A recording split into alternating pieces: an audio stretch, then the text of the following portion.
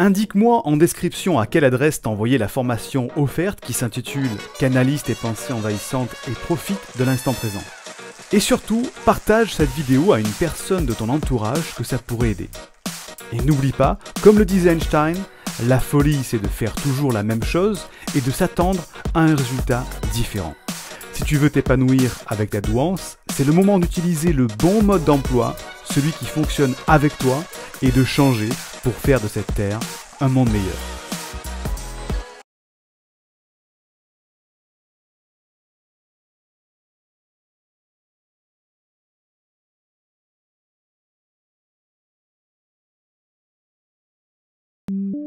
Les autres parties de l'interview sont en description de cette vidéo ou du podcast. Et c'est vrai que c'est une des grosses caractéristiques, on en parlait tout à l'heure en dehors de l'enregistrement, des surdoués, de toujours se dévaloriser et de se sentir entre guillemets nul en fait par rapport à la normale, et donc se dire non mais c'est pas possible que je sois surdoué en fait. Et on dévalorise toutes nos réussites en plus. C'est le problème du terme, moi je pense. Moi je pense que ce mot surdoué, il est pas du tout adapté à la chose à laquelle on essaye de mettre une. Enfin, je trouve pas les mots d'ailleurs pour le dire, mais surdoué, ça donne une notion élevée de quelque chose. Ça fait un peu, moi j'ai fait du sport à haut niveau, ben, tu vois, à un moment donné dans les clubs où j'ai pu aller, il y a eu une période où il y avait une question qui se posait sur les groupes élites. Et les gens disaient, il faut plus appeler les groupes élites parce que ça dévalorise ceux qui n'y sont pas.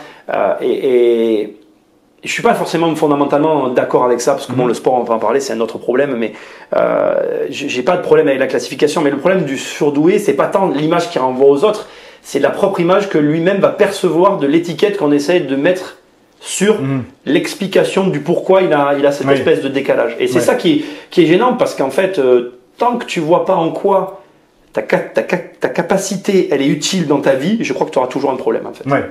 Donc il faut trouver la capacité et savoir en quoi. Ça fait deux choses à trouver qui sont compliquées quand même. La capacité et à quoi elle est utile. Moi je peux le dire, c'est ma mémoire. J'ai une mémoire hyper utile dans mon business. Et elle me sert en permanence. Je peux pas trop en parler là parce que j'aurais peur que les gens avec qui je travaille.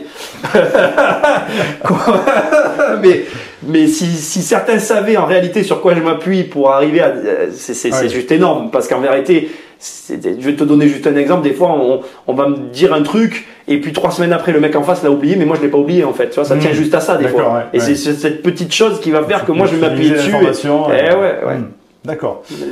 Et pour revenir donc à ce moment-là où tu apprends ça, pour toi, tu l'as reçu comment? Tu t'es dit ah ben effectivement je le savais, je m'en doutais, ou alors tu t'es passé non, c'était basique en fait. Moi je voulais arrêter l'école si tu veux.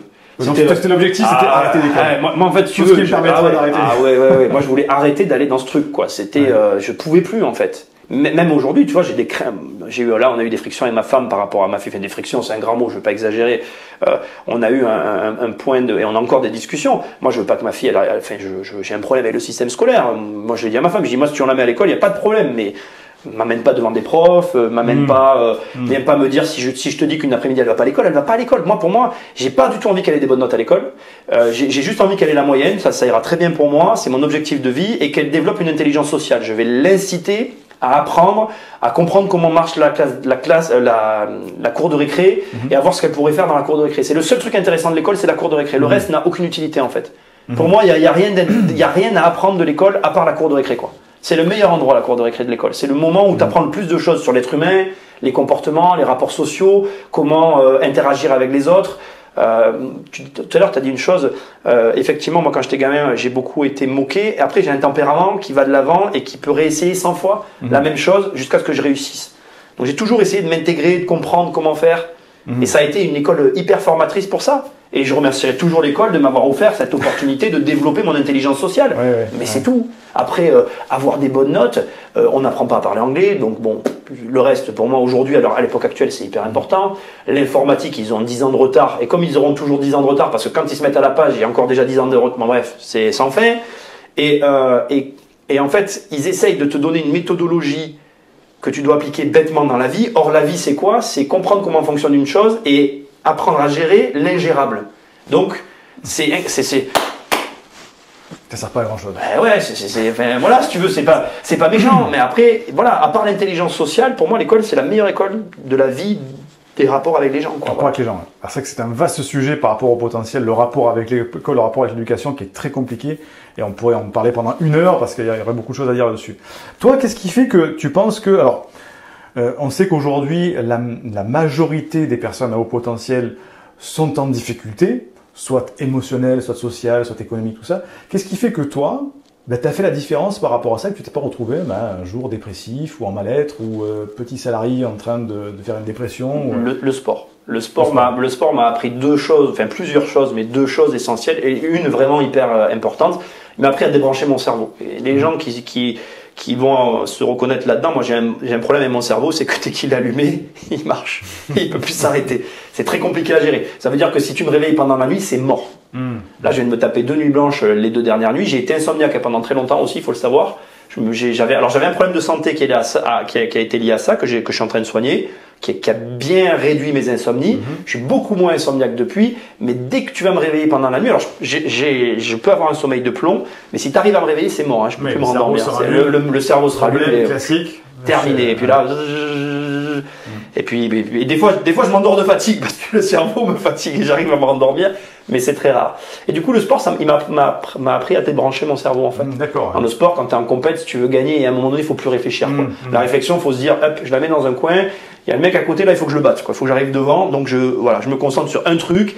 Et ça, j'en avais vraiment besoin. Quoi. Et d'ailleurs, c'est aussi et le deuxième truc, ça m'a aussi appris quelque part à avoir des vrais amis parce que quand tout à l'heure je disais que j'avais pas d'amis d'école, par contre j'ai gardé mes amis du sport. Du sport, ouais. Et j'ai gardé, c'est des amis que j'aurai toute ma vie en fait. Ah, c'est intéressant. Et c'est marrant parce que du coup, dans le sport en fait, j'ai trouvé une forme d'apaisement parce que j'étais dans un sport, la natation, il n'y avait pas d'argent.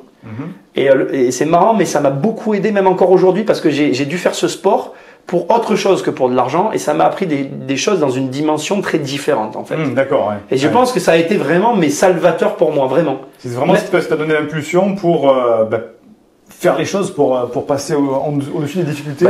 Déjà, ça m'a montré que tu pouvais vivre sans argent.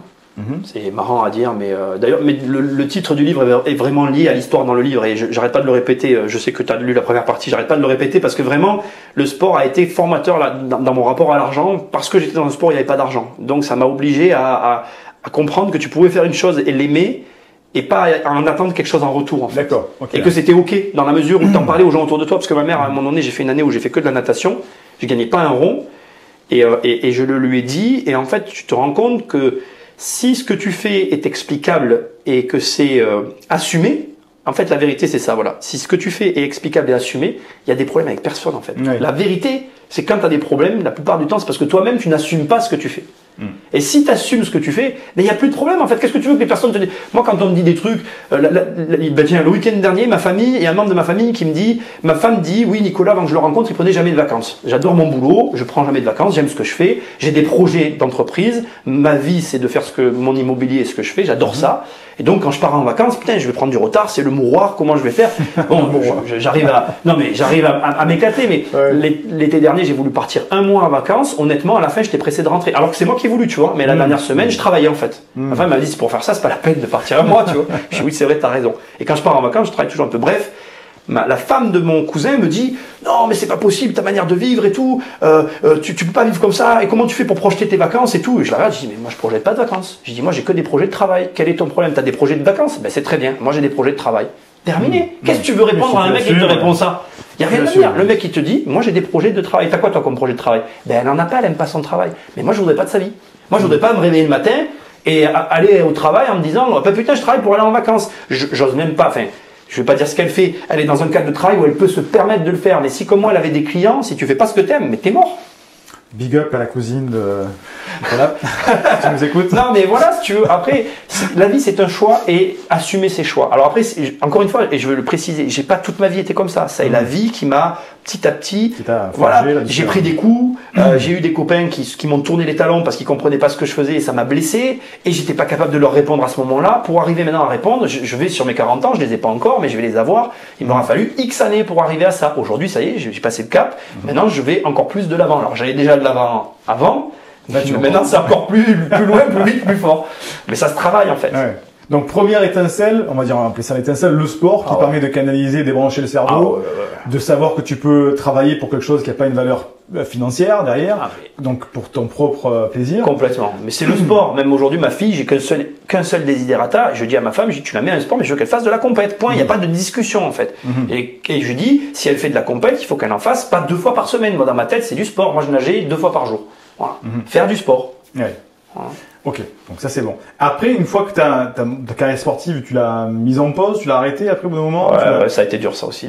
Je sais pas si c'est propre au potentiel. D'arrêter quelque chose, c'est compliqué avec moi. Oui, j'ai dû arrêter, oui. J'ai dû arrêter. Ben, pour l'argent. À un moment donné, il faut. À un moment donné, quand même, ça m'a aidé. Maintenant, il faut passer à autre chose. Voilà, j'ai arrêté pour l'argent, parce qu'à un moment donné, tu peux pas vivre d'amour et d'eau fraîche. Mais enfin, j'ai tiré jusqu'à loin quand même. J'ai nagé jusqu'à 32, 33. C'est vieux pour un nageur. Ah ouais, quand même, c'est vieux pour un nageur. Et 2 fois par jour, toujours. Hein. D'accord. Et donc, est-ce que toi, après. En étant entrepreneur. En étant entrepreneur, en plus. Donc, oui. J'ai nagé longtemps, vraiment. Même là, aujourd'hui, si je faisais pas Internet, je pourrais continuer à nager. Ouais. C'est parce que Internet me passionne que j'ai arrêté la natation. Ouais. Et est-ce que quand tu t'es arrêté la natation, est-ce que tu as basculé directement dans l'entrepreneuriat? Ou est-ce que tu as eu une phase salariée? Alors, moi, je me considère comme avoir toujours été entrepreneur. J'ai été un peu salarié dans ma vie, mais j'ai jamais été embauchable en fait. Personne n'a jamais voulu de moi. Jamais embauchable. Non, jamais. Je rêverais d'ailleurs, même encore aujourd'hui. C'est un truc, je pense que à un moment donné, si je peux prendre un an de pause, je prendrais un an pour essayer de rentrer dans une boîte. J'aimerais bien essayer de comprendre comment on fait quand même. ça me plairait juste pour la curiosité, tu vois, d'arriver. J'ai quand même une période de ma vie, j'ai quand même envoyé 1250 CV. J'ai eu des entretiens d'embauche et jamais personne n'a voulu de moi. D'accord. Alors après, je suis quelqu'un de franc, droit, honnête, je dis les choses.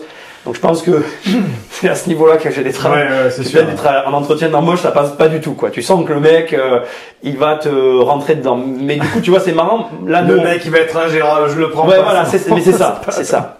Et les rares fois où j'ai été embauchable, ça s'est pas du tout passé comme les chefs d'entreprise le pensaient. Et j'ai très rapidement eu des promotions et eu de l'avancement. Donc c'est là où tu vois, c'est marrant en fait. Mais c'est parce que bon, c'est comme ça après. D'accord. Maintenant que tu as une expérience, que tu connais le monde des entrepreneurs, que tu as vu d'autres entrepreneurs, on va appeler ça les entrepreneurs normaux pensants.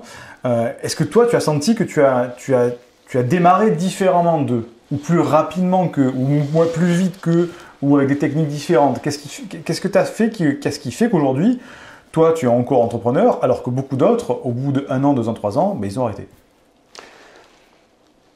Alors, je peux pas répondre à ça, mais je peux quand même répondre.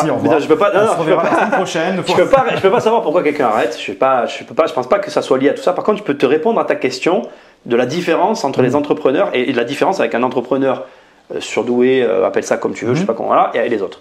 Je pense que quelqu'un qui est normal ira plus vite et gagnera immédiatement plus d'argent. Ça, c'est ce que je pense. Je pense par contre qu'un surdoué, sur le long terme, donc il ira moins vite forcément au démarrage, mais sur le long terme, s'il est, comment dirais-je, s'il est tenace, voilà, s'il maintient, il aura de meilleurs résultats. Donc pour moi, c'est peut-être pas la réponse que tu espères, mais la réponse liée avec l'efficience, elle va résider dans la durée. Et je pense que sur la durée, quelqu'un qui a un coefficient intellectuel supérieur, sur la durée, aura de meilleurs résultats. Alors c'est intéressant parce qu'effectivement, ça rejoint les statistiques qui montrent que, et même le trait de caractère des surefficients, des hauts potentiels, c'est qu'en fait, ils sont très tenaces et quand ils ont un sujet, ils sont très réguliers sur le long terme en fait. À l'inverse d'autres personnes qui vont par exemple s'arrêter rapidement, un truc comme ça. Mais le haut potentiel, lui, va durer très longtemps, être très tenace, même ne serait-ce qu'en amour, ne serait-ce qu'avoir une ténacité sur le long terme. Donc oui, effectivement. Moi, je l'analyse comme ça. J'analyse ça comme ça. Je pense même que tu vois. Et c'est là aussi où je pense, c'est que le fait d'avoir une vision différente, si tu es stratégique et que tu t'y tiens, parce que la plus grosse difficulté dans la vie en général, c'est comme je te disais tout à l'heure, quand je dis assumer, ça va être lié à ça, c'est quand tu prends une décision, de la tenir, même quand au départ, il n'y a rien qui prouve que tu as raison en fait. C'est ça le plus dur de la vie, en réalité. C'est quand tu fais une chose et que tu es le seul à la faire ou qu'il y a peu de gens qui la font et de se dire il faut que je tienne parce que je suis sûr que j'ai raison. Et je pense qu'effectivement, les surdoués, ça doit leur arriver très souvent d'être dans cette situation-là et de lâcher alors qu'il ne faut pas. Alors, tu dis qu'il y a des statistiques qui prouvent le contraire, tant mieux, mais il faut jamais lâcher. Moi, j'ai jamais lâché et ça paye, ça paye. Mais c'est vrai que ça paye pas tout de suite. C'est parfois frustrant parce que c'est plus long que d'autres. Et puis l'entrepreneuriat, il faut être aussi honnête, il y a quand même une chose qu'il faut dire sur l'entrepreneuriat, le gain d'argent n'est absolument pas lié avec l'intelligence. Et d'ailleurs, c'est même pire que ça. l'erreur que font tous les entrepreneurs, c'est de monter des business qui ne sont pas corrélés avec leur intelligence. Et je vais donner une image qui est pour moi criante de vérité. Si tu es bête, excusez-moi l'expression, mais si tu n'es pas très intelligent, voilà, même si je pense pas qu'il y ait des gens, que le peu d'intelligence n'existe pas, mais si tu as une intelligence limitée, que tu n'as pas envie de la développer, tu peux très bien trouver des business très peu intelligents et gagner plus d'argent que des mecs très intelligents avec un business pas adapté. En vérité, il faut adapter le business à tes capacités et trouver la chose qui va avec ce pourquoi toi t'es fait. Et c'est beaucoup l'erreur, c'est que tu vas avoir beaucoup de personnes qui vont se lancer dans des trucs qui ne sont pas leur vocation, qui vont le faire par copie, qui vont le faire parce que ils veulent gagner de l'argent, donc ils voient quelqu'un gagner de l'argent, je vais faire ça. C'est pas du tout ça en fait. Il faut bien se connaître et se dire c'est ça qui est fait pour moi. Alors c'est intéressant parce que ça me permet de rebondir sur notre question, qui est justement ce rapport avec l'argent, par rapport au potentiel aussi. Toi qui t'es lancé dans l'entrepreneuriat, on en parlait tout à l'heure hors enregistrement, le rapport à l'argent en fait, quand tu es entrepreneur. Parce que les hauts potentiels ont souvent un rapport à l'argent qui est compliqué, ambigu. Comment tu as fait cette transition? Toi, quel était ton rapport avec l'argent et qu'est-ce qui fait qu'aujourd'hui tu es entrepreneur et tu acceptes d'être entrepreneur? Indique-moi en description à quelle adresse t'as envoyé la formation offerte qui s'intitule « Canalise tes pensées envahissantes et profite de l'instant présent ». Et surtout, partage cette vidéo à une personne de ton entourage que ça pourrait aider.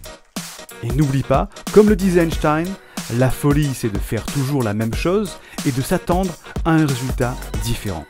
Si tu veux t'épanouir avec ta douance, c'est le moment d'utiliser le bon mode d'emploi, celui qui fonctionne avec toi, et de changer pour faire de cette terre un monde meilleur.